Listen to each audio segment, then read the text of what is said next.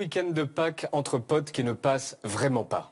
On va revenir maintenant sur ce voyage très controversé de 5 députés français ce week-end en Syrie. 5 députés les Républicains étaient ce week-end en Syrie, officiellement par solidarité avec les chrétiens d'Orient. Toutefois, ils ont aussi rencontré Bachar el-Assad, parmi eux Thierry Mariani. Et en plus des 5 députés républicains, Julien Rochdy, l'ancien patron des jeunes du FN, faisait partie de la délégation. Il a même tweeté son selfie avec Bachar el-Assad.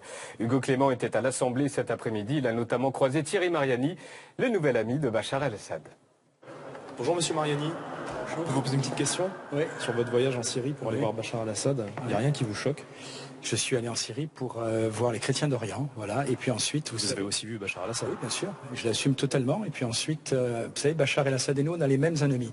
Si vous êtes menacé aujourd'hui dans la rue, c'est pas par Bachar el-Assad, vous êtes menacé par les terroristes de Daesh. Mais vous savez que Bachar el-Assad a laissé prospérer Daesh pour... Ça, c'est vous qui le dites. Bonjour, je m'appelle Frédéric Ancel, je suis docteur en géopolitique, maître de conférence à Sciences Po Paris et spécialiste des questions internationales et plus particulièrement celles consacrées au Proche-Orient. Je pense que Bachar el-Assad n'est pas une partie de la solution, c'est une partie du problème. Bachar el-Assad n'a jamais directement combattu l'État islamique. Pire que cela, dans la terrible prison de Palmyre, il y avait des centaines d'islamistes radicaux il y a quelques années de cela. Il les a fait libérer. Je dis simplement que Bachar el-Assad n'est pas un saint et qu'aujourd'hui, il est en train de gagner la guerre contre Daesh et je m'en félicite.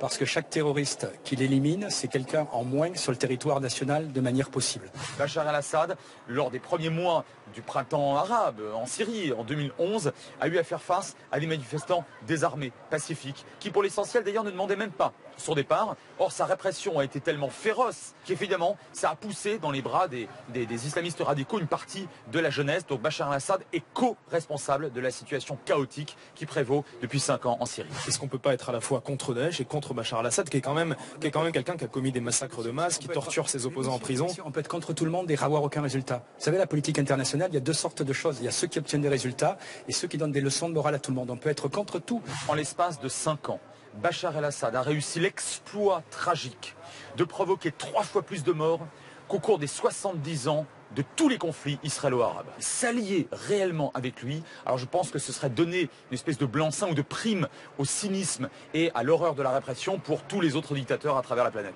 Juste une dernière petite question, Monsieur Mariani, sur la présence de Julien Rochdy dans votre délégation. Ça vous dérange pas?